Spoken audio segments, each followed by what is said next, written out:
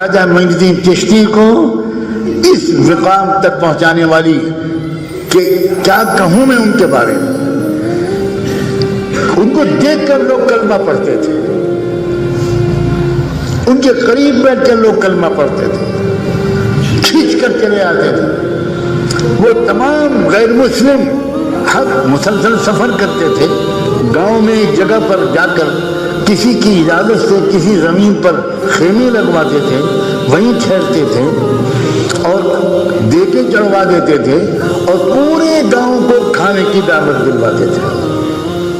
اللہ اکبر.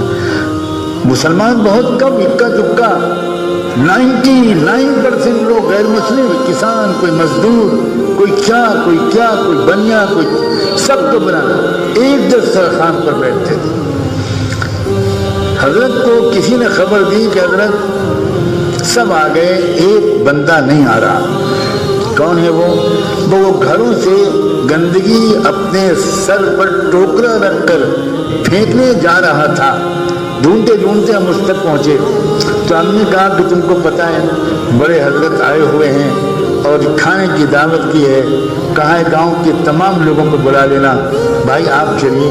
تو وہ کہنے لگا آپ دیکھ رہے ہو میں اتنا گندا آدمی, اتنا نچلا آدمی گھر کی گندگی لے کے جا رہا ہوں, میں کہاں اس قابل. بیچارے خادم نے آ کر کہا حضرت وہ کہہ رہا ہے میں گندا آدمی ہوں, میرا تو پیشہ ہی گندا ہے, میں وہاں کہاں ہوں گا اتنے بڑے لوگوں کے پاس. حضرت خواجہ نے کہرایا جاؤ اور اس سے کہو کہ تم اپنے کام سے فارغ ہو جاؤ, تو چاہے پورا نہا نہ پاؤ, ٹانگیں دھو لینا, کونی تک ہاتھ دھو لینا اور آؤ. اور حضرت نے دسترخوان پر بیٹھے رہے, اس کا انتظار کیا, مجمع سے کہا آپ کھانا شروع کرو, اور وہ آیا اور حضرت نے کہا کہ ادھر لاؤ میرے پاس, یہاں لاؤ میرے پاس, یہاں لاؤ. اب وہ کانپ رہا ہے, وہ بالکل کانپ رہا ہے, وہ کبھی کسی برہمن پنڈت کے گلی میں نہیں جا سکتا تھا, اور دنیا بھر کے سب سے بڑے بزرگ میرے پاس آؤ.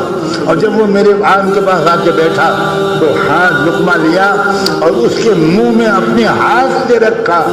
میں سوانح ناصری کے حوالے سے کہتا ہوں کہ لقمہ اس کے پیٹ میں شاید بعد میں پہنچا, ایمان کا نور اس کے سینے میں پہلے پہنچا. اور روتے ہوئے اس نے کہا بس حضرت جی مجھے سکھا دیجیے اور مجھے اپنا نوکر رکھ لیجیے. یہ تھے ہمارے اللہ والے لوگ. کہاں چلا گیا وہ دور, کیا ہو گیا ہم لوگوں کو.